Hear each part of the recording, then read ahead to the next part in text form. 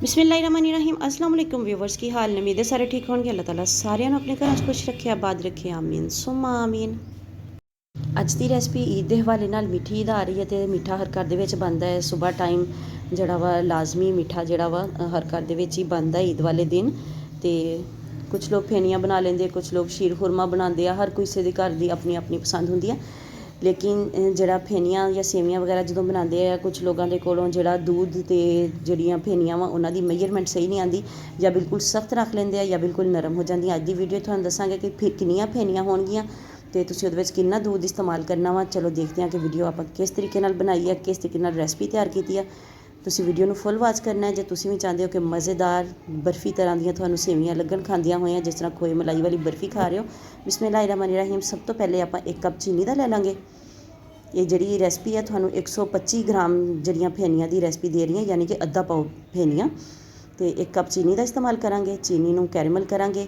ਕੈਰਮਲਾਈਜ਼ ਕਰਕੇ ਚੀਨੀ ਨੂੰ ਜਦੋਂ ਤੁਸੀਂ ਇਸਤੇਮਾਲ ਕਰੋਗੇ ਤੇ दूध ਦੇ ਵਿੱਚ ਨਾ ਬਹੁਤ ਹੀ ਜ਼ਬਰਦਸਤ ਜਿਹਾ ਇੱਕ ਟੇਸਟ ਆਏਗਾ ਤੇ ਜਿਹਦੇ ਨਾਲ ਤੁਹਾਡੀਆਂ ਫੇਨੀਆਂ ਜਿਹੜੀਆਂ ਵਾ ਬਹੁਤ ਹੀ ਮਜ਼ੇ ਦੀਆਂ ਬਣਨਗੀਆਂ। ਜਦੋਂ ਤੁਸੀਂ ਖਾ ਰਹੇ ਹੋਗੇ ਇਸ ਤਰ੍ਹਾਂ ਲੱਗੇ ਤੁਸੀਂ ਬਹੁਤ ਵੱਡੀ ਬੇਕਰੀ ਦੀ ਕੋਈ ਮਿਠਾਈ ਖਾ ਰਹੇ ਹੋ।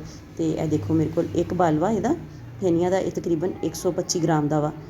ਤੇ ਇਹ ਦੇਖੋ ਚੀਨੀ ਆਪਣੀ ਕੈਰਮਲ ਹੋ ਰਹੀ ਹੈ। ਕੈਰਮਲ ਬਣਾਉਂਦਿਆਂ ਹੋਇਆਂ ਤੁਸੀਂ ਇੰਨਾ ਖਿਆਲ ਕਰਨਾ ਵਾ ਕਿ ਇਹਨੂੰ ਬਿਲਕੁਲ ਤੇਜ਼ ਫਲੇਮ 'ਤੇ ਬਿਲਕੁਲ ਨਹੀਂ ਰੱਖਣਾ।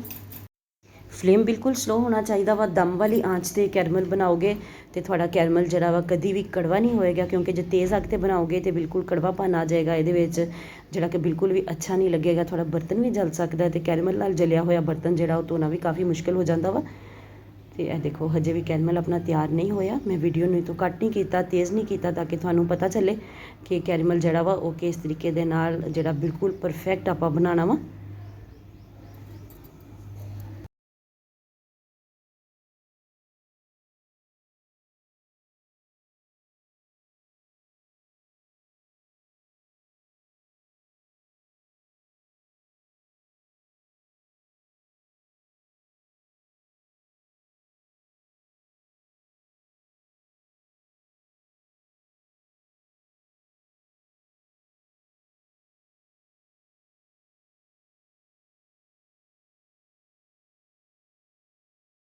ਕੈਰਮਲ ਬਣਾਉਣ ਲੱਗਿਆਂ ਪਹਿਲੇ ਤੁਸੀਂ ਚੀਨੀ ਨੂੰ ਜਲਦੀ ਛੇੜਨਾ ਨਹੀਂਗਾ। ਪਹਿਲੇ ਜਦੋਂ ਪਿਘਲਣੀ ਸ਼ੁਰੂ ਹੋ ਜਾਵੇ ਉਸ ਤੋਂ ਬਾਅਦ ਤੁਸੀਂ ਚਮਚ ਚਲਾਉਣਾ ਵਾ ਤੇ ਚਮਚ ਚਲਾਉਂਦਿਆਂ ਹੋਇਆਂ ਹੀ ਇਹਨੂੰ ਬਣਾਉਣਾ ਵਾ। ਇਹ ਨਾ ਹੋਵੇ ਕਿ ਇੱਕ ਸਾਈਡ ਤੋਂ ਤੁਹਾਡਾ ਕੈਰਮਲ ਜਲ ਜਾਵੇ ਤੇ ਇੱਕ ਸਾਈਡ ਤੋਂ ਜਿਹੜੀ ਚੀਨੀ ਵੈਸੇ ਹੀ ਪਈ ਰਵੇ।